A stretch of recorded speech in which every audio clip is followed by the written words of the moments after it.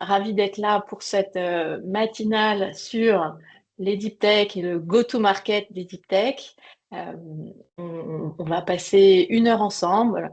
Je suis Alexia de Bernardi, je suis la dirigeante d'Impactus. Et ce matin, nous sommes plusieurs à avoir préparé cet événement. Notamment, je vais partager le floor avec Sarah Slimani, qui est experte en financement et investissement chez Sharpstone. Bonjour Sarah.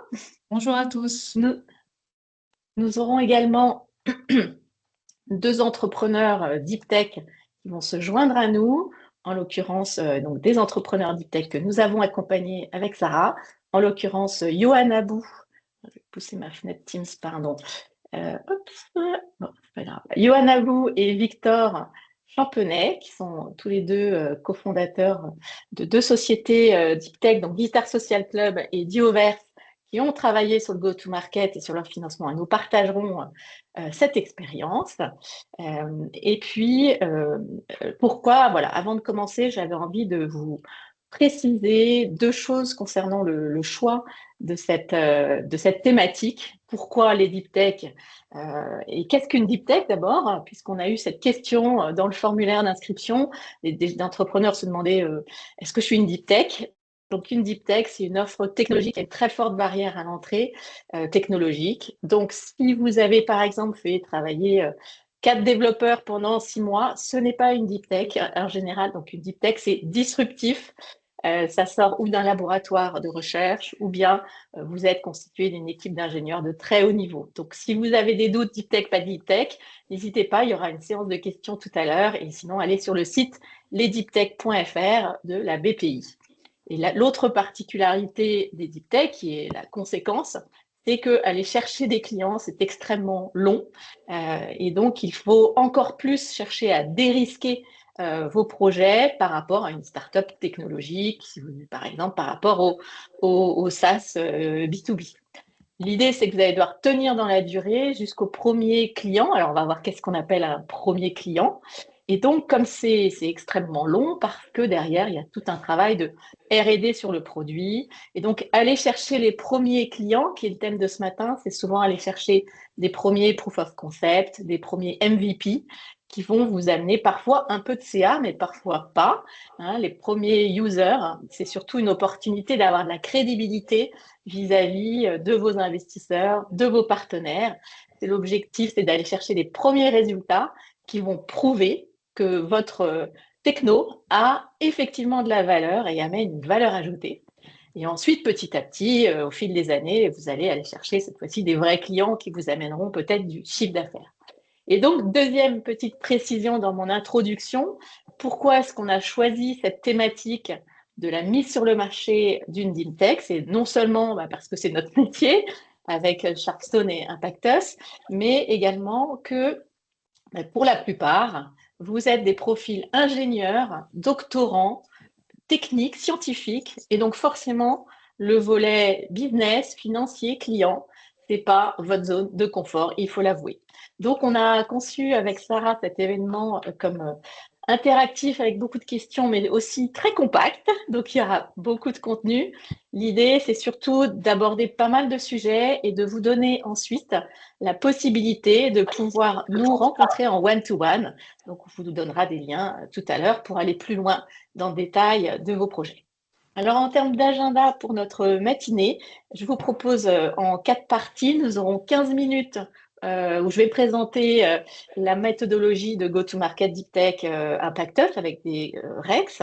Ensuite, Sarah présentera comment financer cette mise sur le marché avec toute sa méthodologie Sharpstone. Et puis, nous aurons les 2 témoignages de Johan et de Victor et vous pourrez poser toutes vos questions. Alors, avant d'attaquer, je voudrais regarder du coup les résultats de l'icebreaker que j'ai lancé tout à l'heure pour savoir quelles sont les différences entre le commercial et les sciences. Et effectivement, alors, les sciences sont des recherches qui essayent de trouver des inventions en posant des hypothèses. Le commercial, c'est la recherche de clients par des solutions. et ça permet d'anticiper, de promettre. La science, le message est plus prudent et vérifié. Ah, une notion de vérification de prudence.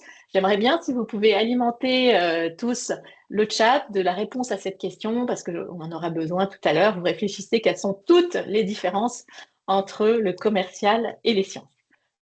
D'ici là, j'attaque donc le sujet du go-to-market. Chez Impactus, on a tendance à dire pas de clients, pas de boîte, hein, pas de clients, pas de subventions, de prêts, d'investisseurs. Je ne vous parle pas ici forcément de chiffre d'affaires, hein. On va parler ce matin de clients. Et finalement, un client, c'est quelqu'un qui aurait besoin de votre boîte. Et donc, un banquier est un client, un VC, un business angel est un client. Un premier user, un industriel qui veut un POC gratuit est un client.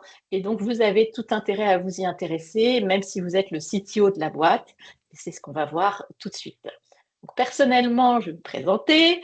Je suis donc Alexia Bernardi, repeat entrepreneur depuis 20 ans. J'ai une formation d'ingénieur ENSTA, IP Paris, sur le plateau de Saclay, où j'ai la chance aussi d'enseigner dans plusieurs écoles du plateau de Saclay. Et également, je suis diplômée d'HEC entrepreneur et advisor Deep Tech. J'ai beaucoup d'expérience entrepreneuriale. J'ai notamment moi-même présidé, fondé 3 boîtes au croisement des sciences et de l'éducation, et ce qui m'a permis aussi de devenir investisseur à mon tour. Suite à ça, il y a 2 ans, j'ai voulu lancer Impactus, l'accélérateur du go-to-market. Et l'idée, c'est de faire en sorte que votre innovation, votre techno, soit aussi achetable et finançable. Et nous avons développé avec Romain Lavielle, mon associé, qui a le même profil que moi, eh bien, nous avons développé Impactus, qui est une méthodologie que, notamment, alors il y a plein de choses, mais on va vous présenter quelques postulats qui guident notre méthodologie. Tout d'abord, il y a vraiment une histoire de prise de conscience très importante. Et s'il y avait peut-être qu'une chose à retenir de toute ma partie, c'est bien ça, c'est que le cerveau de l'être humain, le vôtre comme le mien, comme ceux de vos clients, déteste changer d'habitude. Le cerveau préfère la routine. Donc, changer d'habitude est la pire difficulté des êtres humains, car il faudrait changer les trajets dans le fonctionnement neuronal. Donc, achetez votre solution qui est innovante, ça représente un danger pour le client parce qu'il va falloir changer d'habitude. Il faisait autrement. Et si vous êtes passé peut-être d'iPhone à Android, ou si vous étiez viandard et que vous êtes passé au VG, eh bien, il y a des phases de doute, de test. On va être influencé par les autres, on va voir plein d'objections et ça va mettre beaucoup de temps. Donc, les gens faisaient autrement avant vous et ils ne vont pas changer d'habitude pour votre offre si le ratio entre l'effort ou la prise de risque que ça va représenter pour eux n'est pas compensé par un retour sur investissement, un bénéfice nettement supérieur qui va éventuellement les inciter à prendre ce risque et à faire tous ces efforts pour changer d'habitude. Et c'est d'ailleurs pour ça que les VC savent très bien que c'est un effort énorme d'aller convaincre quelqu'un de changer d'habitude pour tester une innovation. Et c'est pour ça que les VC n'investissent jamais quand il y a juste une amélioration incrémentale apportée par une solution, mais ils veulent vraiment une disruption car il va falloir compenser cet effort colossal pour aller convaincre vos futurs clients. Alors pour ça, ce matin, je vais vous partager 5 questions et 3 leviers, donc 5 questions à vous poser pour aller convaincre et trouver ces futurs users. La première question est une question en lien avec l'alignement, votre alignement, en quoi vous êtes vraiment bien dans votre place de fondateur, c'est comment aimer vous intéresser au client, puisqu'on a vu que ça allait être extrêmement difficile pour lui, il va falloir s'intéresser à lui. Il y a beaucoup de critères derrière ça chez les ingénieurs scientifiques, profils techniques. Je vais aujourd'hui me focaliser sur certaines croyances limitantes propres aux projets scientifiques et au deep tech. Le premier, c'est que certains me disent parler d'argent, c'est renier mon statut de scientifique. Alors, si c'est votre cas, dites-vous bien que de l'argent, quand on est scientifique, on en a toujours besoin. Peut-être que vous auriez aimé être chercheur dans le public. Il y a quand même un client, en l'occurrence l'État ou le laboratoire. Et vous-même, tout ce que vous utilisez ce matin, l'ordinateur qu'on a fait, qui a été fait pour se voir ce matin, a été conçu par un entrepreneur, vous l'avez acheté, la façon dont vous êtes habillé, ce que vous avez mangé ce matin, tout ce qu'on fait est conçu par des entrepreneurs et c'est le principe de la société dans laquelle on vit.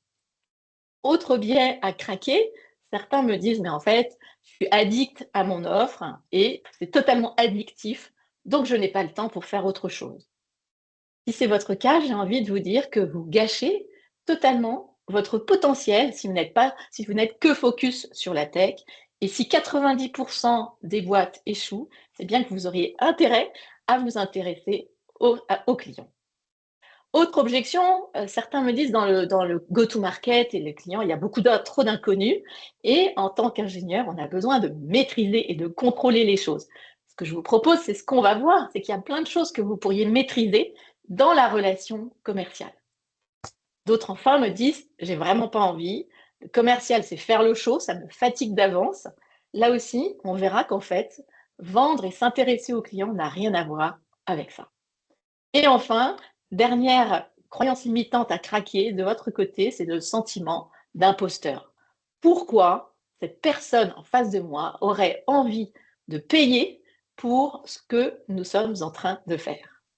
Et donc, si c'est le cas, là aussi, on va voir, justement. Et d'ailleurs, c'est la première question que je vous invite à vous poser. Pourquoi les gens paieraient-ils pour ce que vous faites? Là, cette fois-ci, on va s'intéresser au pilier de la pertinence de votre offre. Parce que souvent, on est tellement passionné par, on dit même amoureux de son offre, qu'on en oublie d'objectiver la valeur pour le marché. Et donc, souvenez-vous, il faut avoir des preuves pour que ça vaille le coup pour le client. Parce que le client, il voit surtout des risques, il va falloir changer d'habitude. Donc là, sur cette partie, j'ai envie de dire, oubliez votre amour pour votre offre, allez chercher des preuves. Pourquoi paierait-il? Il paierait uniquement si et seulement si, j'ai envie de dire, il y a de la valeur ajoutée objective. Donc, pour faire ça, on a créé cette matrice d'épreuves chez Impactus. On vous invite à rencontrer entre 50 et 80 personnes et aller essayer d'objectiver votre valeur ajoutée. Hein, souvenez-vous aussi, ce qui ne se mesure pas n'existe pas quand on est scientifique. Et donc, quand on vend, eh bien, on va aller chercher le point de douleur de chacune de nos cibles. Vous allez rencontrer des grandes boîtes, des petites boîtes, des verticales artisans, des mères au foyer, des enseignants, des B2C, des distributeurs. Vous allez rencontrer plein de gens dans votre écosystème intéressés par potentiellement votre solution. Vous allez décrypter leurs problèmes à résoudre et vous allez surtout décrypter quelle est l'intensité de ce problème à résoudre. Parce que comme c'est très compliqué de faire changer l'habitude d'un client, on vous encourage à ne vous intéresser qu'à ceux où le problème est tellement intense que ça les empêche de dormir. C'est une expression bien connue en entrepreneuriat. Mais ce n'est pas tant là, en général, ça, en général, vous le faites très bien. Et d'ailleurs, pour chaque cible, vous définissez le périmètre de votre offre. Mais là où on vous invite à être particulièrement vigilant, et vous êtes scientifique, vous allez très bien y arriver, c'est ici. Quelle est la preuve chiffrée que oui, je réponds bien aux besoins de telle cible? Et c'est effectivement là, je remets cette petite colonne, que souvent le bas blesse, car on est tellement persuadé qu'on a de la valeur que parfois, on va chercher des arguments qui démontreraient qu'on apporte de la valeur, qui sont en fait déconnectés avec le problème à résoudre. Je prends l'exemple, je côtoie, moi, parce que par ailleurs j'ai un passé aussi dans le management, je côtoie beaucoup d'entrepreneurs dans le domaine des RH, dans le sujet de l'engagement. Ils veulent lutter contre les envies, les désengagements des Français, les taux de démission. Eh bien, ils ne peuvent pas s'empêcher de rattacher ça à des statistiques qui disent que X% des Français veulent démissionner, que X%, il y a X milliards d'euros générés par les problèmes de RPS. Sauf qu'en fait, ils n'arrivent jamais à démontrer que précisément le bout de leur offre, une enquête, un atelier, agit effectivement sur ce levier-là. Il n'y a en fait aucune preuve, voire même c'est totalement irréaliste, puisque le taux d'émission est protéiforme. Donc, allez chercher uniquement des preuves en lien direct avec votre offre. Il faut qu'il y ait un lien de cause à effet entre le petit problème et l'offre que vous allez, la réponse que vous allez apporter. Troisième question à vous poser. Cette fois-ci, on est en lien avec le pilier des méthodes de prospection. Comment limiter le risque ressenti par le client?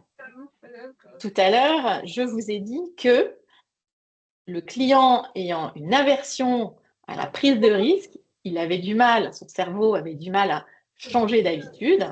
Et donc, il fallait que le bénéfice, la valeur, soit nettement supérieur au risque ressenti par le client. Donc, on a vu avec les deux premières questions comment optimiser la démonstration de la valeur de votre offre. Désormais, on va, si quelqu'un peut couper les micros, ce serait super, merci. Désormais, on va regarder comment mettre en avant tous vos atouts objectifs, qui sont souvent des éléments que vous avez, mais comme vous êtes scientifique, souvent vous détestez vous mettre en avant, mais il y a des éléments objectifs qui vont limiter le risque ressenti par le client. Pour ça, on a créé cette roue des freins à l'achat. Chaque personne a peur de sa réputation. Les clients ont peur de la réputation qu'ils peuvent avoir si jamais ils prenaient un risque à tester votre offre. Donc là, on va chercher des éléments factuels. Et on ne cherche pas à faire le show, on va aller chercher des logos, des chiffres, des photos pour rassurer. Vous allez donc notamment vous assurer d'être présent sur les réseaux sociaux pour démontrer que vous existez un minimum. Vous allez aller chercher des témoignages clients, des verbatims, des logos, même si ce sont des témoignages gratuits, des clients qui ont été gratuits. Vous allez faire en sorte d'adopter les codes professionnels, corporate du milieu dans lequel vous êtes, quitte à vous former. Vous allez mettre en avant sur une seule slide tout ce qui prouve que vous êtes solide et reconnu dans votre marché, les diplômes, les logos de vos écoles, si vous êtes certifié, si vous êtes dans des fédérations, si vous avez des labels, etc., etc. Vous allez surtout, bien sûr, très rapidement mettre en valeur aussi votre équipe, vos partenaires. Le client voit comme un risque un entrepreneur qui démarre et qui est seul. Vous allez constituer un comité stratégique, vous allez mettre donc les logos et les expériences de vos équipes et partenaires. Vous allez également anticiper le fait qu'il est effrayé par les sujets de RGPD, de confidentialité, de souveraineté de la donnée, et vous allez anticiper ça et afficher, sans qu'il le demande, les 2-3 éléments qui démontrent que vous le faites. Vous allez aussi le rassurer sur le fait qu'il peut tester, qu'effectivement vous apportez de la valeur. Est-ce qu'il peut tester? Est-ce qu'il y a des vidéos, des démonstrations des clients qu'il peut appeler? Vous allez faire en sorte que tout soit extrêmement simple et que de la commande à la prise de rendez-vous, au partage de votre présentation, à la venue sur place pour voir ce que vous faites, tout est hyper fluide et simple. Make it simple, client will love it. Vous allez faire en sorte qu'il n'y ait aucun risque pour le client, en tout cas vous le minimisez, car il a peur de la réversibilité. Si on ne travaille pas avec cet entrepreneur, que va-t-il se passer? Est-ce que ça va casser l'existant qui marchait tellement bien? Et vis-à-vis du prix, vous ne serez en tout cas pas étonnant par rapport à ce qui se fait sur le marché. Avant-dernière question, très rapidement, c'est cette fois-ci sur les techniques de prospection. Vous allez devoir réfléchir à bâtir une tactique pour contacter 140 fois plus de prospects que vous ne pensiez. Alors, pourquoi 140 fois plus? Je vous donne 3 chiffres. En moyenne, toute offre confondue, un devis sur 4 se transforme en commande. Or, pour avoir un devis, il faut déjà décrocher un premier rendez-vous. Et un rendez-vous avec un client, c'est en moyenne 5 tentatives. Or, de plus, un client signé, c'est en moyenne 7 rendez-vous. Donc, quand vous faites ce calcul, 5 fois 7 fois 4, eh bien, en moyenne, si vous voulez un certain nombre de clients, en fait, il faudra tenter d'en avoir 140 fois plus, puisque vous allez avoir énormément de perditions. Dernière question, je clôture rapidement. Il va falloir aussi vous poser à la question de comment mettre de la récurrence. Pourquoi? Eh bien, quand vous voyez que l'effort de prospection est 140 fois supérieur à ce que vous auriez peut-être imaginé, autant faire se peut mettre de la récurrence pour limiter d'atteindre ce chiffre. Donc, en conclusion, je suis allée rapidement sur plein de notions. La mise sur le marché d'une innovation, c'est une science, c'est une discipline. Donc, si vous n'êtes pas à l'aise avec ce sujet-là, voyez-le comme un problème scientifique à craquer, car il y a des lois, des patterns, des hypothèses, des cas d'usage, des statistiques, de la data qu'on fait mon icebreaker du début. Il y a beaucoup de différences, effectivement, mais en même temps, tellement de points communs entre les sciences et le commercial. En une minute, qui sommes-nous Impactus? Et après, je laisse la parole à Sarah sur le financement. Avec nous, avec Impactus, vous transformez votre belle technologie en une offre achetable et finançable durablement. On commence déjà, on applique aussi ce qu'on vient de vous dire, avoir des statistiques de résultats, on a des super notes sur Google, on a plein de partenaires qui nous font confiance. Et en 2 mots, on a aussi plein de formules, mais notre fonctionnement est assez atypique puisqu'il s'agit de 100% distanciel. C'est un fonctionnement conçu uniquement par des serial entrepreneurs et les offres, on a plein d'offres, je vous en ai mis 2 à l'écran, entre 80 et 290 €, sont toutes un mix de digital. On mutualise notre temps avec d'autres entrepreneurs, on digitalise toute notre science, on a fait énormément de vidéos, et ou bien vous prenez un suivi collectif par groupe de 4, et c'est 80 €, ou bien un suivi individuel, 1 heure par mois. Et pour remercier tous ceux qui sont venus ce matin, nous vous offrons 1 heure d'advisory. J'ai mis 3 advisors à l'écran, sachant qu'à droite, Karine est spécialisée dans les medtech puisqu'elle a déjà levé 200 millions. Merci pour d'être venue ce matin. Sarah, je te passe le flambeau pour pouvoir nous présenter Sharpstone et puis on aura place aux questions à la fin. Ben, merci beaucoup, Alexia, pour cette première partie et toutes les clés que tu nous as partagées. Avant de rentrer dans le vif du sujet, je vais me présenter rapidement. Donc, ça fait plus de 6 ans maintenant que j'accompagne des entrepreneurs donc sur leur roadmap de financement, donc en particulier non dilutif, mais aussi sur des sujets dilutifs. Je détaillerai ça juste après. Et voilà, tout confondu, et notamment pas mal de deep tech, tout secteur confondu, donc des medtech, biotech, mais pas que. Et j'ai aussi mis Pierre Arthur à l'écran parce qu'il sera aussi votre contact d'entrée pour tout ce qui est prise de rendez-vous et discussion in fine pour toutes les personnes qui ont envie de creuser certains sujets que j'évoquerai aujourd'hui avec vous. Tu peux passer à la slide suivante. Donc, Alexia a parlé de ce fameux go-to-market qui, quand on est une deep tech, est a fortiori très long. Donc, ça peut être en effet déstabilisant, mais enfin, à partir du moment où vous êtes une deep tech, on est forcément sur un long go-to-market. Comment l'idée maintenant, c'est comment on le dérisque. Et nous, on a plusieurs méthodes, en tout cas plusieurs conseils qu'on applique avec tous les entrepreneurs qu'on accompagne pour dérisquer ce long go-to-market. Le premier point, ça va être vraiment d'optimiser le mix financier dans le sens où il faut vraiment voir le besoin financier pour adresser en fait les sujets de sa startup comme un mix entre dilutif et non dilutif et pas uniquement la levée de fonds en soi. Les VC vont attendre un retour sur investissement. Donc finalement, même si l'argent, entre guillemets, est gratuit au début, c'est à la fin uniquement qu'on va payer ce retour sur investissement et donc pouvoir analyser en fait ce besoin financier comme un mix entre de l'argent cher des VC et de l'argent moins cher non dilutif, donc public, c'est hyper important. Donc ça permet de se dire, bah, si mon besoin c'est 2 millions, je vais peut-être pas lever 2 millions, je vais peut-être lever 1,3 million et compléter les 700 000 avec du non dilutif. Le deuxième point, c'est que ça permet aussi d'allonger le runway à chaque levée de fonds. Pourquoi? Parce qu'en fait, à chaque levée de fonds, on va pouvoir faire un effet de levier avec du financement non dilutif. Ça va donc allonger le runway et donner plus de sérénité, plus de temps ou en tout cas plus de réassurance pour atteindre les jalons qu'on s'est fixés. Je suis toujours sur le premier encart, mais voilà, je passe juste après au second. Donc, pour vous donner un exemple un peu de ce que ça représente aujourd'hui sur le marché, il y a encore quelques années, on était sur du 50% de la levée de fonds en non dilutif, avec la conjoncture actuelle qui est voilà, un peu compliquée comme tout le monde peut le voir. On est plutôt sur du 20 à 40%. Mais être une deep tech vous donne quand même un certain avantage parce qu'on peut augmenter un peu ces pourcentages quand on est une deep tech parce qu'on est mieux financé. Le deuxième pilier, c'est valider le product market fit. Donc, en effet, on est une deep tech, donc potentiellement, en effet, on n'aura pas le produit final très rapidement disponible, mais se confronter rapidement aux clients potentiels, c'est très important parce que, comme le disait Alexis en introduction, ça donne de la crédibilité, ça rassure surtout les investisseurs. Et dans une certaine mesure, si on arrive à les commercialiser, ça peut aussi participer dans une moindre mesure au plan de financement. Bien sûr que c'est pas le cas de toutes les deep tech. Nous, on a pas mal d'entrepreneurs qui y arrivent, qui même malgré le fait qu'ils sont des deep tech, arrivent à obtenir des POC qui vont faire payer à leurs clients. Et en fait, ça permet de montrer qu'il y a un intérêt fort pour la solution disruptive qu'on développe, même si elle n'est pas encore aboutie. Donc, on a des industriels ou des clients qui sont prêts à payer, même si le produit n'est pas fini. Donc, c'est quand même un marqueur très fort pour convaincre toutes les parties prenantes à votre projet.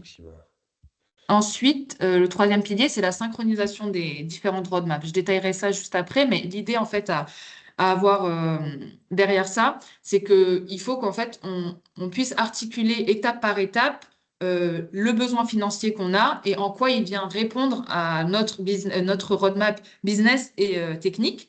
Parce qu'en effet, on a donc la tech qui va se développer avec les premières phases de R&D, le POC, etc., le MVP, etc. Et en parallèle, niveau business, ça va être la même chose. Ça va être les premiers échanges avec les potentiels clients, puis potentiellement les premiers POC, etc., etc. Et donc, l'idée de cette articulation de ces roadmaps, c'est de pouvoir décomposer en jalons intermédiaires ces différentes étapes pour financer étape par étape. Les financeurs et les investisseurs, ils sont là pour financer une phase contre la promesse d'atteindre à chaque fin de phase suffisamment de KPI pour prétendre à une nouvelle levée de fonds, parce qu'entre-temps, la startup va apporter des nouvelles preuves de marché et des nouvelles preuves technologiques, bien sûr.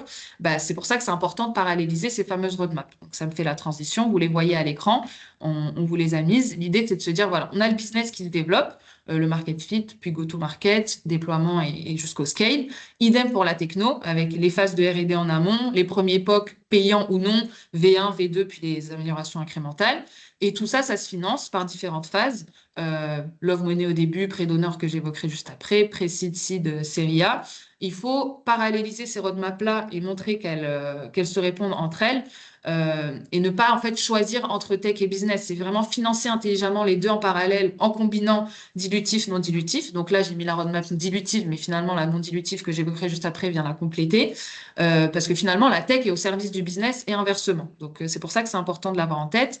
Et c'est toujours plus dur de lever énormément d'argent pour financer 5 à 6 ans d'un coup que de lever par partie. Parce que si on... Déjà, c'est compliqué, mais même, mettons, on se met dans l'hypothèse où vous arrivez à lever un très gros montant qui vous permet de financer énormément de phases, ben, en fait, vous allez avoir en face de vous des investisseurs qui vont avoir beaucoup plus d'attentes. Donc, il y aura beaucoup plus de pression et on devra atteindre des jalons beaucoup plus élevés pour ensuite lever derrière. Donc, c'est vraiment important de décomposer ces roadmaps-là par phase. Comment on fait ensuite dans les faits, ça se présente en termes de financement non dilutif pour compléter cette fameuse roadmap de financement. Là, vous voyez en jaune apparaître différents financements non dilutifs. J'ai mis en avant principalement ceux qui concernent les sociétés deep tech. On a la BFT Lab que Impactus connaît très bien, qui est en intégration, qui permet de financer des prestations en dehors de la R&D. l'iLab qui a un concours très prestigieux pour les deep tech aussi très précoces. La Bourse French Tech Émergence. Je ne vais pas tous vous les faire, mais l'idée, c'est de voir qu'en fait, on va avoir des financements qui vont être dimensionnés de différentes tailles, qui vont avoir bah, différents budgets, différents types d'interventions entre subventions, des prêts, des avances remboursables, etc. Donc finalement, ces phases, on peut les compléter avec du non dilutif. Et de la même manière que j'évoquais précédemment, cette décomposition et cette articulation, ces financements, ils viennent s'adosser à du dilutif. Donc, on a des exceptions type iLab qui ne va pas être adossé aux fonds propres, mais généralement, dans la très, très grande partie, les financeurs vont être sensibles au montant de fonds propres pour leur permettre d'abonder en financement dilutif. Les deux s'anticipent et avoir l'idée de justement la roadmap globale et comment je sécurise phase après phase mes différentes étapes, donc en création, un premier rapport de 50 à 60 000 euros, ou la love money du pré-donneur, un pré-seed, par exemple, autour de 250 000 euros, un seed à 2 millions, etc. Bah, comment à chacune de ces phases, je viens activer des financements qui vont permettre de dérisquer. Et je vous ai aussi mis en rouge les financements plutôt fiscaux parce que parfois on peut tendance à avoir à les oublier, mais en fait c'est du récurrent et c'est très important aussi de les maximiser parce que ça vient financer la R&D. Pour le coup, ils sont moins regardants sur tout ce qui est business, donc ça permet aussi d'activer des, des phases de financement intéressantes au fur et à mesure du développement de la boîte. Donc, il faut les anticiper et je verrai ça avec vous juste après sur la slide suivante.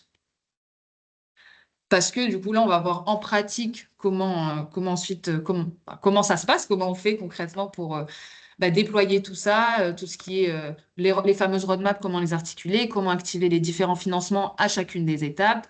Bah, typiquement, nous, on accompagne pas mal de deep tech et au fur et à mesure des années, on a pu tirer parti de bonnes pratiques, mais aussi de points de vigilance, de choses à éviter. Euh, Ce qu'il faut savoir, c'est que pour activer tout ça, il faut être vigilant et anticiper pas mal de choses. Le premier point, c'est itérer beaucoup sur le business plan et le business model. Pourquoi? Parce que c'est déjà en allant voir, comme disait Alexia au début, de futurs users que vous allez pouvoir itérer sur votre business model initial. C'est aussi en construisant et en projetant le besoin de financement que vous allez pouvoir construire une roadmap financière par itération qui match en effet avec la roadmap technique et business, ce fameux découpage par phase, et du coup, de ne pas avoir un business plan dès le début sur lequel on ne va pas itérer, parce qu'on le sait tous, c'est des prévisions et ça doit forcément s'affiner avec tout ce que vous allez apprendre au fur et à mesure, et ne pas hésiter à écrire un sorte de document bible qui reprend tous les aspects du projet que vous maintenez à jour pour permettre aux investisseurs, aux clients, parties prenantes aussi de voir ce qui a évolué dans votre réflexion. Le deuxième point, c'est de rencontrer rapidement des VC et des partenaires, tout simplement déjà pour comprendre comment ils fonctionnent, ce qu'ils vont attendre de vous, les retours qu'ils peuvent vous faire et qui vont vous permettre d'améliorer votre pitch et aussi votre stratégie.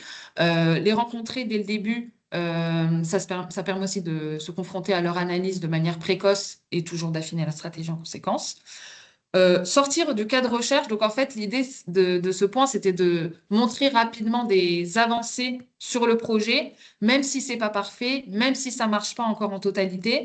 Donc, pour des chercheurs, ça peut parfois sembler plus compliqué de sortir de ce cadre et montrer des résultats pas encore totalement satisfaisants, mais c'est très important pour montrer les évolutions qu'il y a sur le projet et éviter aussi d'attendre trop longtemps avant de parler à des clients, des potentiels clients et de vouloir attendre la solution parfaite avant de pouvoir travailler sur son business model, son business plan et sa tech. Ensuite, utiliser les prêts d'honneur, je les évoquais rapidement tout à l'heure, mais c'est considéré comme des quasi-fonds propres, donc ça permet de maximiser votre levier. Donc ça, c'est non négligeable. Il y a plusieurs financeurs qui permettent d'obtenir des prêts d'honneur. On pourra voir ça si vous avez des questions, mais l'idée, c'est de justement pouvoir aller les activer pour augmenter ce financement. Et ensuite, profiter de l'écosystème, des incubateurs et des accélérateurs. Ça permet d'être introduit auprès des VC qu'on évoquait juste avant, notamment aussi parfois de VC étrangers. Ça permet de profiter des démodés et de bénéficier aussi du réseau qui va être assez intéressant par rapport à chaque secteur d'activité ou chaque solution en fonction des incubateurs et des accélérateurs auxquels vous vous orienterez. Les points de vigilance principaux, quand on déploie ça dans la vraie vie, on va dire dans le cas pratique, il y a pas mal de choses à avoir en tête, sinon on peut se retrouver bloqué.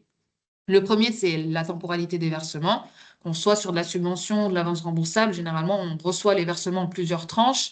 Et dans un plan de trésorerie, ça compte. Si on se retrouve bloqué parce qu'on attend une tranche de subvention et que sans ça, on ne peut rien faire, vous pouvez voir rapidement que ça peut être très problématique. Et en plus de cela, souvent, il y a un laps de temps entre l'accord et le versement de l'argent. Donc, c'est vraiment quelque chose qu'on anticipe dans un plan de financement. Les effets de bord, parce que tous les financements sont interdépendants. On pourra rentrer en détail, mais voilà, il faut vraiment avoir une vision stratégique et macro de tout ce qu'on fait et pas s'éparpiller sur ces sujets-là ou essayer de faire un max de financement en même temps sans comprendre, mais vraiment le faire de manière stratégique. Le ratio entreprise en difficulté, pareil, je ne vais pas rentrer dans le détail du calcul, mais parmi les règles qui encadrent les interventions de BPI, il y en a une qui concerne ce fameux ratio. Si on ne le surveille pas, on peut vite tomber dedans. Si on tombe dedans, on n'a pas de financement. Donc, c'est important de le suivre parce que bon, il y a des méthodes pour l'éviter. Et la relation avec le chargé d'affaires, notamment côté BPI. Vous le savez, BPI, c'est une grosse source de financement. Donc, il n'y a pas que ça, mais ça va être quand même une bonne partie des financements que vous allez capter, surtout au début. Donc, c'est important d'avoir une bonne relation. C'est votre sponsor en interne. Et sur les points évités, pensez qu'on peut tout financer avec des fonds publics. Vous l'avez compris, il faut forcément faire entrer des investisseurs, car c'est les levées qui dimensionnent les financements publics. La vision business est très importante parce qu'avoir un discours trop tech, vous l'avez vu, même quand on est une deep tech et en phase early, ça ne permet pas de convaincre tout ce qui va être les investisseurs et les potentiels clients. Et ne pas anticiper les dispositifs fiscaux, comme je le disais, ça s'anticipe pour les maximiser. Il y a pas mal de règles qui vont être quand même assez carrées, vu que c'est les impôts et les finances publiques qui vont être beaucoup plus rigides. Donc, ça s'anticipe aussi dans un plan de financement. Donc voilà, on a essayé de résumer quand même de manière assez rapide pour être synthétique tout ce qu'il faut avoir en tête pour dérouler dans les faits ces fameuses roadmaps et venir les financer et sécuriser ces financements. C'est ce qu'on fait tous les jours, nous, chez Sharpstone. Donc, on est conseiller en financement de l'innovation depuis plus de 10 ans et aussi investisseur en pré-seed seed. On est vraiment un accompagnement global pour les entrepreneurs deep tech notamment. Bon, tu peux laisser passer les slides, mais globalement, c'est que nous, on va avoir un interlocuteur unique qui va être chargé d'assister l'entrepreneur sur toute la phase. Donc, on les accompagne au début et jusqu'à tant que la boîte existe, il y a toujours des choses à faire. On a plus de 500 clients actifs aujourd'hui. On est plus de 25 consultants, tous ingénieurs, parce que c'est des personnes qui sont techniques et ont de l'appétence pour la finance, pour comprendre des sujets techniques, pousser, les expliciter, les vulgariser. Plus de 10 ans d'existence, comme je disais. Sur la partie financement, donc plutôt en fonds d'investissement, on fait à peu près une quinzaine d'investissements par an sur des tickets entre 20 et 100 000 euros. Donc, on a des tickets moyens à 50 000 en pré-seed, seed, plutôt donc sur des sociétés B2B. On a pas mal de biotech d'ailleurs et de medtech et de deep tech globalement dans notre portefeuille Sharpstone Capital. Et voilà, donc pour, on va dire, dans les grandes lignes, j'ai mis aussi quelques références deep tech. Si tu passes peut-être, je crois que c'est dans 2 slides, Oui. Alexia. Et puis ensuite, on Peut-être va pas la passer la parole suivante. Ouais, la parole à Victor. c'est ça. Donc voilà, on a pas mal de références qui, de toute façon, vous aurez la slide juste après en medtech, biotech, mais plus globalement, cyber, santé, etc. On est très agnostique par rapport à ça. Et on accompagne notamment Duoverse, dont Victor CEO est présent aujourd'hui, que je vais introduire pour qu'il témoigne de la recherche de ses fameux premiers clients quand on est une deep tech. Et je te laisse présenter ce qu'on fait chez Duoverse et ce que tu as à transmettre à tous les entrepreneurs présents aujourd'hui. Bonjour tout le Victor. monde. Ouais. Merci beaucoup à Sarah et Alexia de m'avoir proposé de parler ce matin. Donc moi, je suis CEO de Duoverse. On est une startup qui est spécialisée dans la simulation numérique pour les jumeaux numériques. Et du coup, on développe un logiciel qu'on commercialise sous forme de SaaS qui permet de créer des modèles numériques prédictifs très performants, très puissants par rapport à d'autres solutions du marché. Et du coup, ces modèles qui ensuite sont intégrés dans des jumeaux numériques.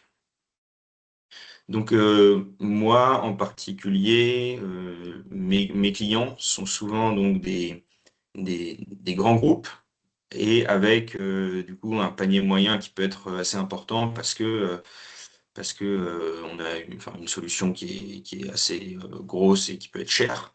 Donc voilà, donc c'est sur ce thème-là que je vais vous parler. Donc pour nous, les premiers clients, on les a trouvés grâce à notre réseau en fait. Donc le réseau, c'est quelque chose, on peut penser que c'est un peu du piston ou que c'est pas idéal, que le réseau qu'on a avant est imparfait, mais c'est vraiment très important, en particulier dans notre cas. Euh, donc nous, on avait quand même un réseau en tant qu'ancien chercheur qui était important, qui était composé d'un certain nombre d'acteurs de milieux assez différents, mais à la fois du monde académique et de l'industrie. Et donc la première chose qu'on a faite en créant Diover, c'était de recontacter tous ces gens qu'on connaît pour faire plusieurs choses. Donc d'une part, comprendre le besoin, d'autre part, essayer d'obtenir du soutien, voilà, même si on n'arrive pas à trouver des clients parmi ces gens-là, on peut obtenir du soutien, de la crédibilité. Et puis ensuite, essayer de voir qui pourra être intéressé par un POC, donc à un moment où on n'avait pas encore du tout de produit fini qu'on pouvait commercialiser tel quel. Est-ce qu'on peut faire un POC gratuit ou payant qui permet de comprendre vraiment les enjeux, comprendre euh, la manière de travailler de nos clients, leurs besoins, et voilà. Et nous, en interne, être capable de déjà mettre en place un process de vente. Donc ça, c'était la première partie.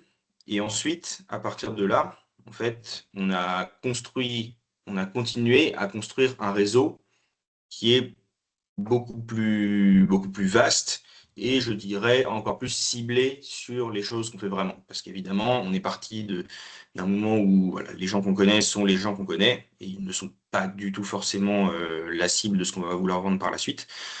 Donc, on a essayé voilà, de commencer à construire ce réseau un peu plus et pour ça, principalement, on utilise LinkedIn et les salons.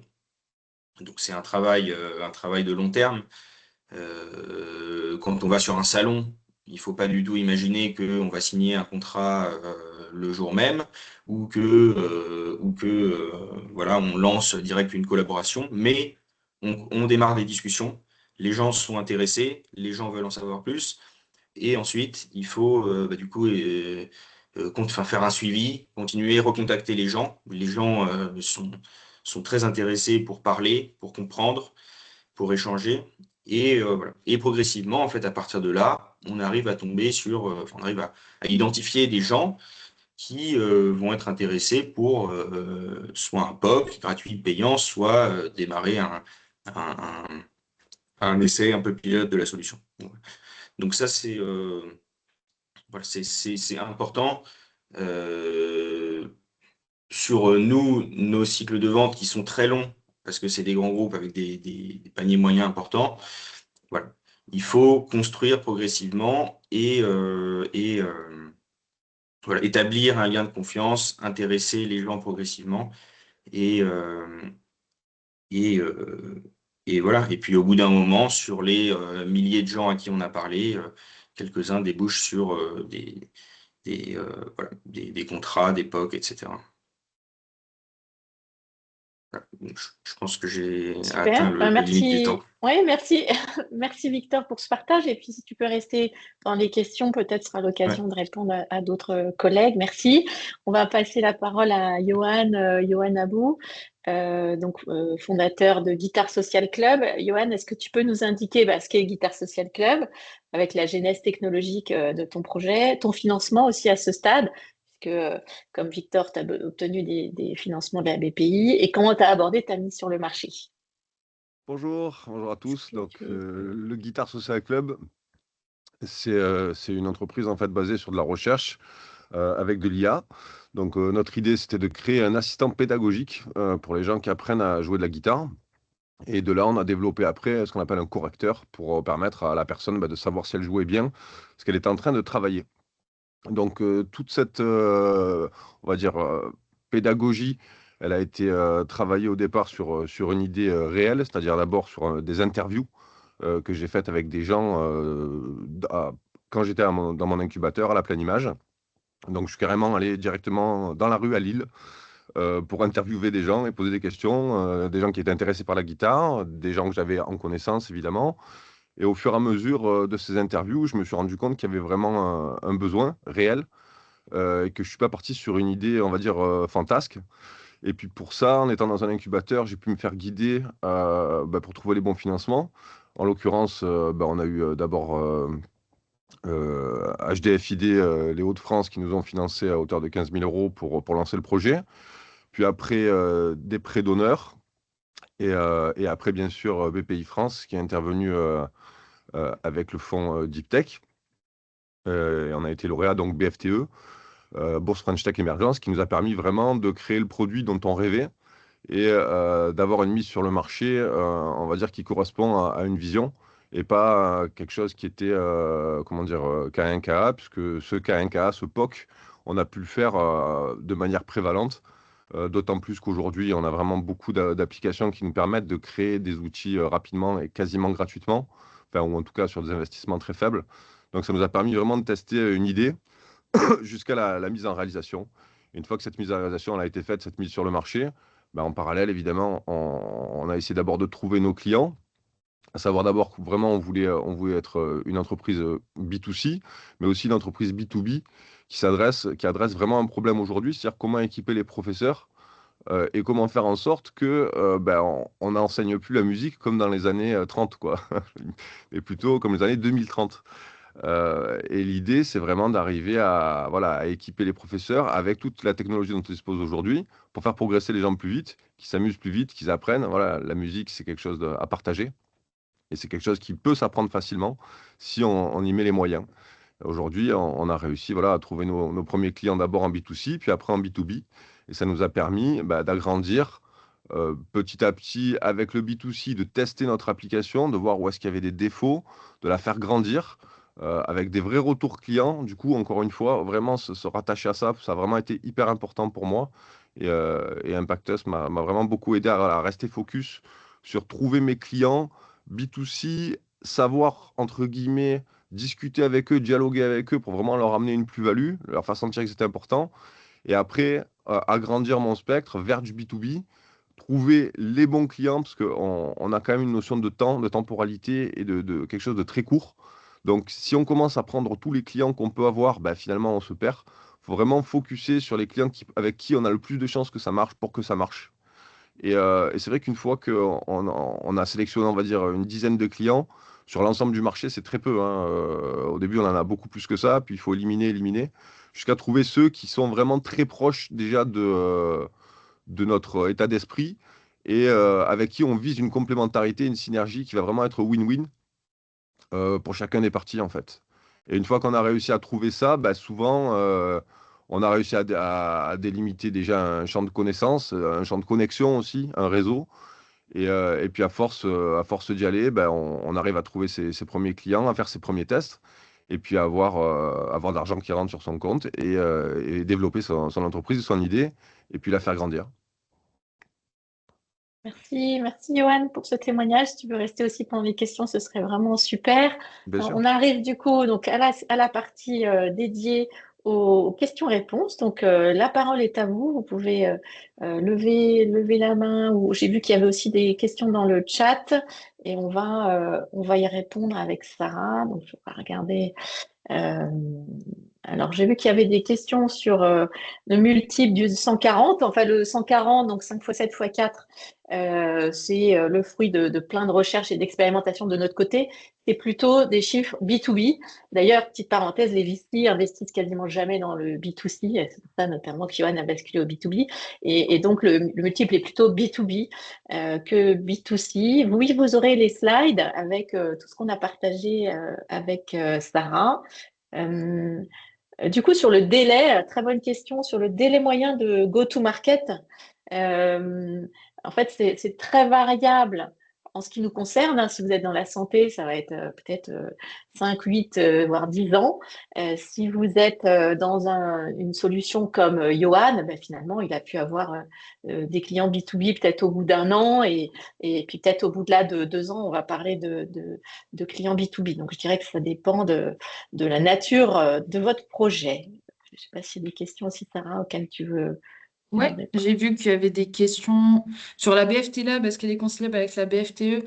Oui, parce qu'en fait, il y en a une qui est anté-création pour une prestation non R&D, tandis que la BFTE, il faut que la boîte soit existante et c'est sur un programme de R&D.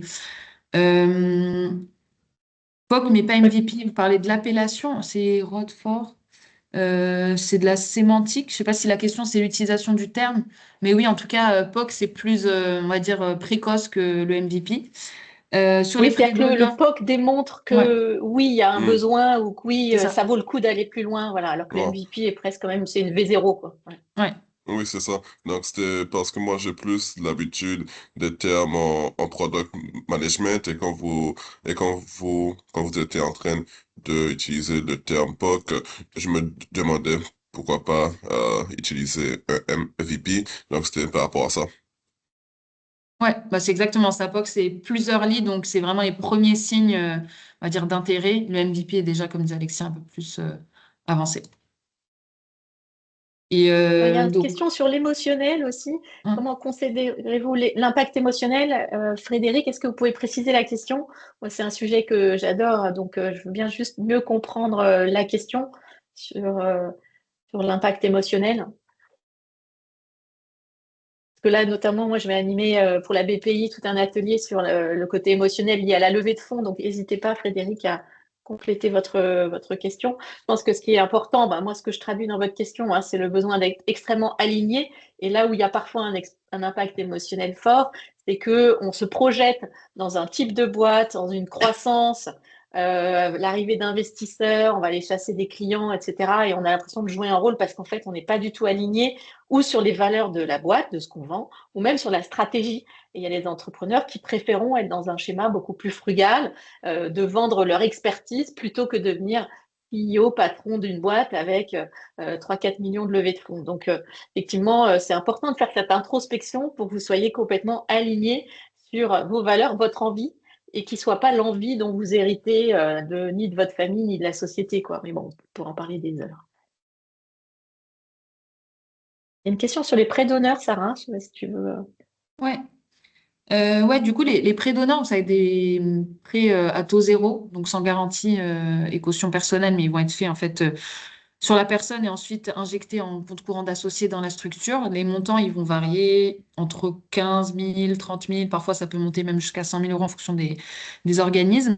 Et pareil, le process pour postuler est variable selon l'organisme. Parfois, ils vont proposer un accompagnement en parallèle du prêt. Donc, généralement, ils prélèvent un montant pour payer cet accompagnement sur le prêt, ou alors, c'est pas forcément le cas en fonction de si vous l'octroyez auprès de Wilco, Réseau Entreprendre ou Réseau Initiative, qui sont les principaux organismes qui en octroient en France. Et c'est en effet considéré comme des quasi-fonds propres pour la BPI, donc c'est pertinent sur les phases très très amont pour, euh, pour maximiser l'effet de levier. Généralement, pour postuler, il y a un rendez-vous avec un jury, un comité où vous pitchez la solution avec un deck. Et ensuite, l'accompagnement, il dépend des organismes. Il y a du mentorat, du réseau, parfois un programme d'incubation, comme je disais. Donc voilà. J'ai une question sur les verticales pendant les phases de POC. Alors pour nous, un POC, il arrive toujours après une phase d'exploration. Donc je vous disais entre 50 et 80 interviews d'exploration. Ces interviews d'exploration du problème à résoudre, donc là vous êtes en phase découverte, va vous permettre, en fonction de vos cibles et de vos verticales, de noter un peu l'intensité du problème du client. Donc premier indice, vous choisirez une verticale où il y a une intensité du problème à résoudre qui est très forte. Deuxième chose, c'est qu'en fonction de ces interviews, vous trouvez le problème à résoudre précisément, vous définissez votre offre. Et la deuxième piste, vous choisissez la verticale où vous pensez que vous avez le plus la capacité à résoudre son problème. Deuxième critère. Petit à petit, vous allez donc choisir une cible où vous avez envie de proposer des POC. Et là, deux façons de choisir parmi ces cibles, celles que vous voulez vraiment attaquer comme verticale. D'une part, quelle est la taille de ce marché? Est-ce qu'il y a beaucoup de personnes qui ont aussi ce problème? Troisième critère. Et le quatrième, c'est est-ce que ce marché il est accessible? Si vous ciblez des personnes dont le critère qui fait que c'est une cible est difficile à identifier, ou vous vous retrouvez finalement avec des cibles éclatées partout dans le monde, dans des régions où vous n'avez pas de contact, hein, autant démarrer tout de suite par un marché qui est accessible pour vous, ou géographiquement, ou par rapport à vos réseaux, ou par rapport à des fédérations, des annuaires. Hein. Enfin, il faut que ce marché il soit accessible. Donc ensuite, normalement, l'idée, c'est de choisir une verticale avec ce filtre à 4 tamis, de choisir une verticale et d'aller au bout de ce MVP, de ce POC, et puis petit à petit d'aller vers d'autres cibles. Parce que quand on choisit une cible, il faut être monomaniaque, il faut maîtriser cette cible, avoir son vocabulaire, rencontrer tout le monde, qui est du bouche à oreille. Donc vraiment, moi, la recommandation, c'est de faire une verticale, puis si c'est pas concluant, une autre plus tard. Est-ce qu'il y a d'autres questions? Vous voulez lever la main? Oui, Rod Ford. Oui, du coup, par rapport à tout ce qui était cible et vertical, si j'ai bien compris, si par exemple, par rapport à mon application, si je vise, si je fais tout ce qui est B2B, je dois me concentrer de l'industrie en BTP avant, et ensuite, quand j'aurai exhausté toutes les leads et toutes les ressources que je pense que je peux avoir en BTP, c'est là que je peux changer, de cible en B2B, c'est ça?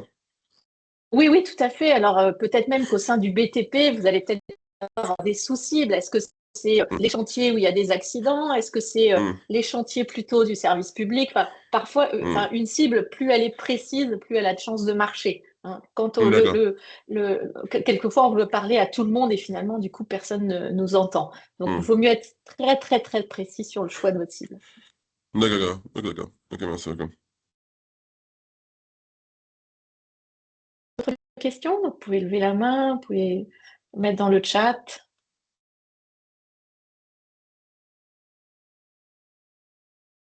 Il y a des...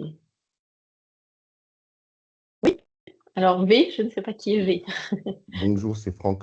Bon, je vous ai perdu au moment où est-ce que vous avez dit ingénieur, que c'est uniquement pour des ingénieurs. Moi, je ne suis pas un ingénieur. Je me suis arrêté en troisième, seconde générale, mais ça fait 3 ans que je suis en train de développer une plateforme immobilière.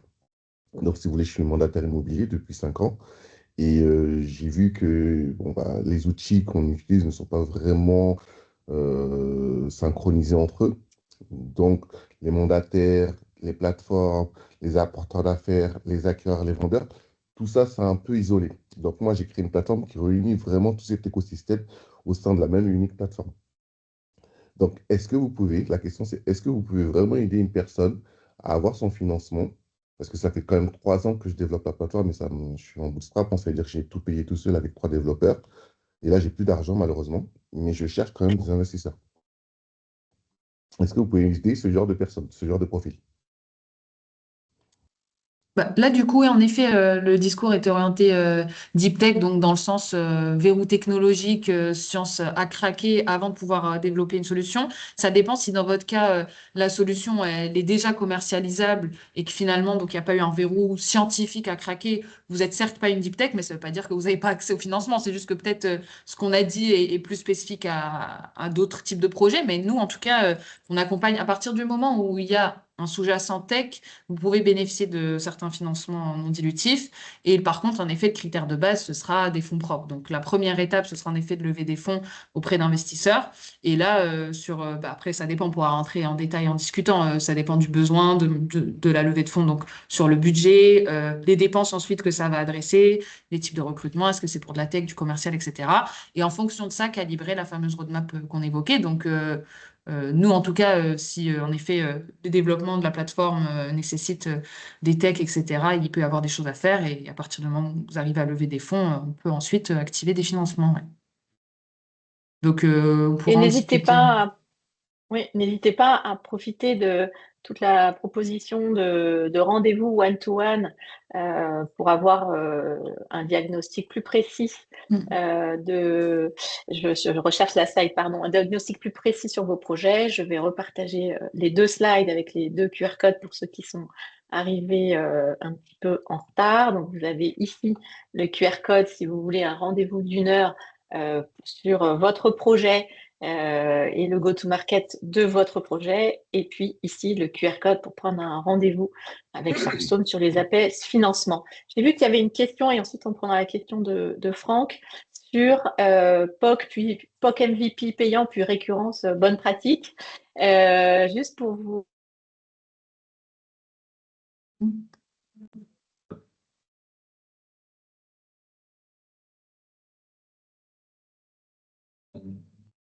Il y aura un petit problème de micro ou de connexion de la part d'Alexia. Je pense que ça va revenir. Mm.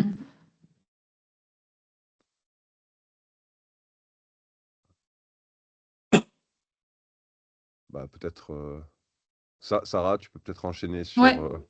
Oui, oui, je pense qu'elle allait adresser la question sur passer d'un premier POC payant à de la récurrence best practice. Ça va dépendre, encore une fois, bien sûr, de chaque projet, parce qu'il n'y a pas une règle qu'on peut appliquer à tous. Mais nous, ce qu'on voit, en tout cas, avec les deep tech qu'on accompagne, c'est au plus de rétex elles peuvent prendre en amont, au mieux elles peuvent en fait calibrer la réponse qu'elles vont apporter. Donc, passer en effet d'un modèle non récurrent, je ne sais pas, ça peut être au début de la prestation qui permet de montrer de la valeur ajoutée, bah, ça va être important quand même de rapidement pouvoir se dire, OK, mais comment cette prestation, je peux l'inclure dans une solution plus globale? Et si on n'a pas parlé, pris des rétex, itéré avec les potentiels clients, potentiels prospects, etc., bah, on ne peut pas savoir exactement comment l'adresser et comment pouvoir packager quelque chose qui soit plus récurrent, soit sous forme de logiciel ou d'une offre voilà, qui va pouvoir être permettre de la récurrence sur le chiffre d'affaires, donc typiquement avec de l'abonnement ou autre. Ça peut passer bien sûr par d'autres choses, mais moi je dirais que le point clé, c'est récolter un maximum de retours d'expérience des utilisateurs, des personnes qui payent vraiment pour la solution, pour voir comment on l'intègre de la meilleure des manières Si je, pour la si- rendre récurrente. si je peux Ouais. compléter, oui, ça va dépendre effectivement évidemment du problème que vous aidez à résoudre et de la solution que vous avez mis en place. Et ça va être plus ou moins facile en fonction de ça. Par exemple, si vous êtes sur le bilan des entreprises, c'est un truc qui arrive une fois par an, quoi. Donc, mettre du récurrent là-dedans, alors peut-être de manière annuelle, ok. Si vous êtes sur quelque chose qui se passe toutes les semaines, vous résolvez un problème qui arrive toutes les semaines, et ben là, la récurrence, ça va être beaucoup plus évidente et vous allez plus facilement pouvoir switcher sur un modèle voilà, récurrent en termes de business model.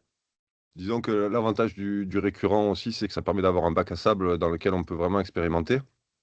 Moi, avec le Guitar Social Club, d'avoir justement du public en B2C, ça m'a permis vraiment d'améliorer ma solution et au fur et à mesure de vraiment comprendre, parce qu'on a une intuition, on a des retours interviews, on crée quelque chose, et une fois qu'on a créé quelque chose, il y a quand même l'attente des gens qui est à satisfaire, et les gens sont très très exigeants, ils sont vraiment beaucoup plus exigeants que ce qu'on peut imaginer, ils sont très piqués sur de nombreux détails qui peuvent nous échapper quand on est dans le creux de la vague. C'est-à-dire qu'on a déjà mis tout ce qu'on avait, on est en train de réfléchir, vraiment, on ne sait pas trop par quel bout prendre le chemin. Il faut vraiment anticiper ces phases, je dirais, de ne pas tout mettre et de savoir viser petit à petit pour de l'évolution. Parce qu'en fait, même si on pense que le produit est parfait, il ne sera jamais parfait pour des clients. Et ça fait vraiment une grosse différence d'avoir un ressort et puis d'avoir aussi ce ressort qui est alimenté par les gens qui sont vraiment en train d'essayer votre solution et vraiment de vous dire bah, c'est bien, mais non, ça va pas. Moi, je ne l'envisage pas comme ça. Les habitudes qui sont prises par le public, par exemple, avoir un lecteur vidéo dans votre application, ça souscrit à être habitué. Tout le monde est habitué à YouTube. Donc, YouTube a défini une norme.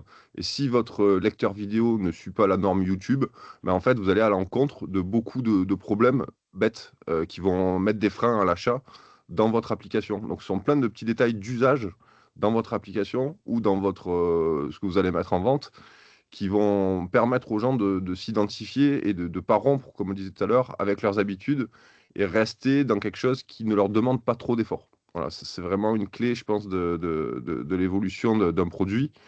Arriver à minimiser l'effort de la personne pour qu'elle ne change le moins ses habitudes possible, pour qu'elle se sente tout de suite à la maison. Et du coup, que votre solution technologique, elle ait vraiment un sens pour elle, que ce soit pas quelque chose de fantomatique et qui est réservé, on va dire, à une élite qui peut comprendre ce qu'il y a décrit dans votre application. Merci, Je vois. Johan. Ah Je vois bah, qu'il y a V qui pose une question. Ah, pardon. Merci, Romain. Oui, bonjour, je suis Vincent Poyer, CEO de la startup Neophoria. Je vous remercie Alexia et Sarah pour vos présentations. J'ai une question concernant la traction marché. Donc nous, on est une startup qui développons une technologie de circuit électronique ultra flexible et étirable sur élastomère. Et notre premier marché est l'authentification digitale des articles de maroquinerie de luxe.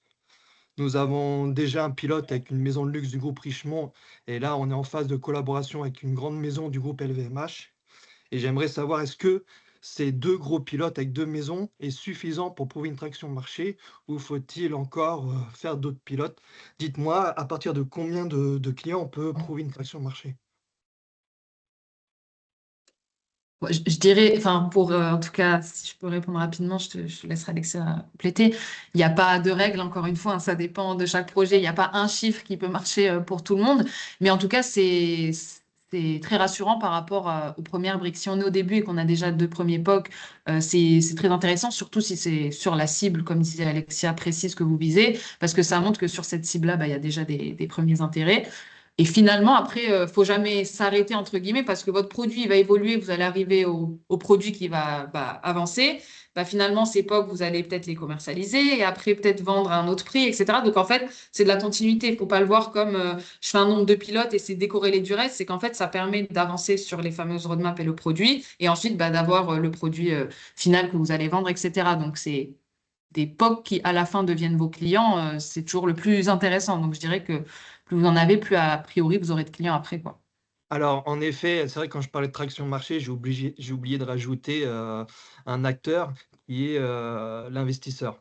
Clairement, moi, j'échange avec des investisseurs et au départ, par exemple, seulement le groupe Richemont m'a dit, c'est pas une traction marché, peut-être c'est qu'un besoin pour ce groupe-là. Maintenant que je suis chez LVMH, est-ce que pour ces investisseurs-là, parce que là, on doit lever cette année, c'est suffisant ou je dois encore prouver aux investisseurs de la traction marché? Voilà.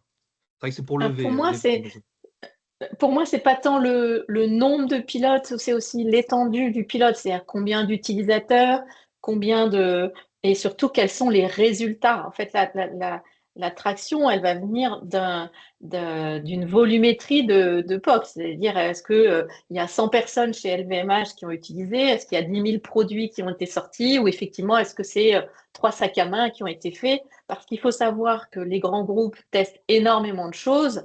Je vois l'exemple dans l'alimentaire, Franprix, Monoprix ont à peu près testé tout ce qui se fait en matière de restauration rapide sur tout ce qui est grignotage, goûter, bar, etc., il y en a extrêmement peu, en fait, qui ont décollé. Donc, c'est dans les stratégies des grands groupes de faire plein de POC, mais c'est pas pour ça. Pour eux, ils apprennent beaucoup aussi, hein. Donc, effectivement, je suis assez d'accord avec ce qu'ont dit vos VC. Et on voit, alors, pas dans les deep tech, mais par exemple, dans les boîtes tech, en dessous de 20-30 000 euros de MRR, les investisseurs n'y vont pas. Alors, les deep tech, c'est autre chose.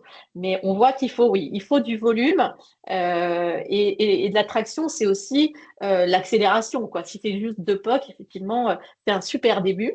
Mais quels sont les résultats et pourquoi vous n'en avez pas un troisième? Ça peut être une question. Et surtout un bon indice pour des investisseurs, et ça, ça va être ton boulot, c'est-à-dire que pendant le POC, il y a un moment où le client va peut-être se poser la question de signer un vrai contrat. Et Ouais. donc, il faut que tu aies une lettre d'intention ou quelque chose comme ça. Ça rassure énormément les investisseurs. Ok. C'est-à-dire que le POC, Je vous propose c'est qu'on en train de bien se passer. Ouais. Oui. Je vous propose qu'on continue encore un petit peu les questions, même si on a dépassé le temps pour ceux qui ont levé la main. Franck, du Merci coup, beaucoup. tu as relevé la main? Franck, vous avez relevé la main ou c'était bon? Ok. Alors, on va prendre la question d'Anne. Bonjour Sarah, Alexia, merci à vous pour cette présentation, c'est très intéressant. Moi, je suis cofondatrice d'une plateforme d'anticipation et d'aide à la décision en gestion de crise. Donc, on intervient sur plusieurs niveaux et donc nous sommes à l'heure actuelle uniquement en fonds propres. On n'a encore fait aucune subvention, aucun prêt et aucune levée de fonds. Nous avons dépassé le stade du POC. Nous en sommes à la fin du MVP qui va être commercialisé fin février, début mars au plus tard. Et donc, ma question est la suivante. Nous avons déjà fait une étude de marché auprès de clients potentiels qui sont notre cible première. Pour autant, on ne sera pas uniquement sur un seul secteur d'activité.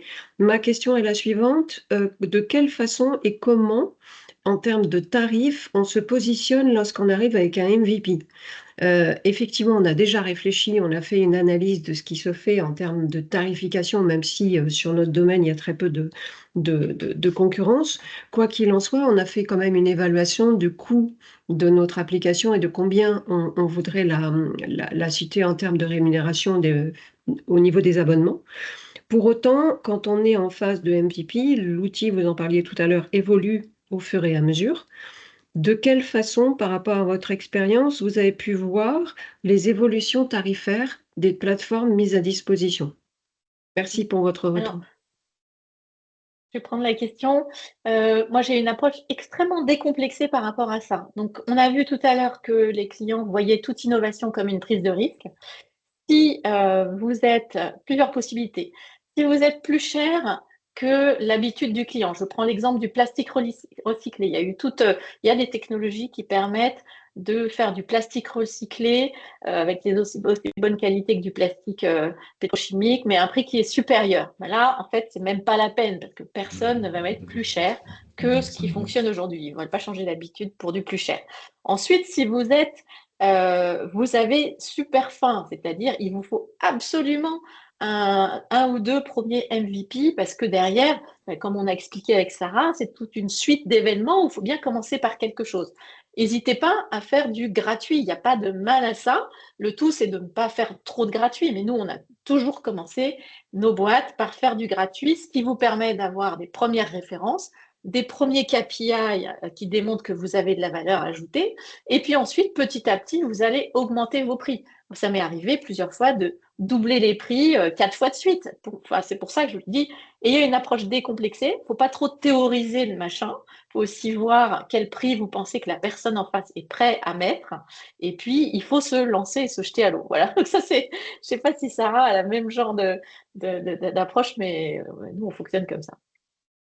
Ouais, en fait, nous, sur les boîtes qu'on accompagne, bon là, si on parle hors deep tech, de toute façon, à partir du moment où on prouve la valeur ajoutée et la solution devient indispensable, et qu'en plus elle se développe, ben, on a des arguments pour justifier que le prix se développe aussi. Donc, nous, ce qu'on voit, c'est que généralement, les boîtes qui marchent, elles augmentent forcément le prix au fur et à mesure. Donc, oui. Donc, ça veut dire que vous préconisez d'abord une approche tarifaire gratuite, mais pendant une période donnée, j'imagine, et par la suite, ça passe payant. Ou Oui, c'est c'est pendant une période donnée, ou alors c'est vos tout premiers clients. Mais encore une fois, ça dépend tellement parce que parfois le gratuit peut aussi donner une mauvaise image. Donc ça peut être effectivement un premier essai sur un périmètre restreint. Et si cet essai est concluant, alors vous passez à une tarification modeste, etc., etc.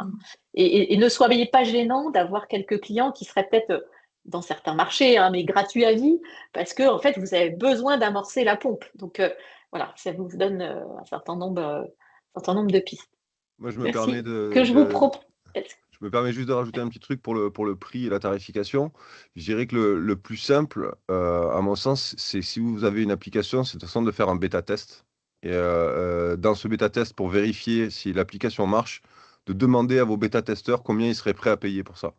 Nous, ça nous a beaucoup aidé et ça a permis d'avoir un prix voilà, relativement clair tout de suite. Et on a appliqué ce prix et très clairement, à chaque fois que j'en parle avec des clients, ils trouvent ça, c'est ce qu'il faut. Et je pense que c'est le bon prix à trouver, c'est ce qu'il faut. Donc c'est les gens qui déterminent le bon prix en fait. C'est pas nous. C'est vraiment le client qui détermine le bon prix et demander vraiment ça coûte rien et vous serez surpris. Des fois les gens valorisent bien plus le travail qu'on fait que ce qu'on peut croire. Et des fois, ils le dévalorisent parce qu'ils ont accès à quelque chose de gratuit à côté pour faire exactement la même chose. Donc c'est vraiment selon votre secteur.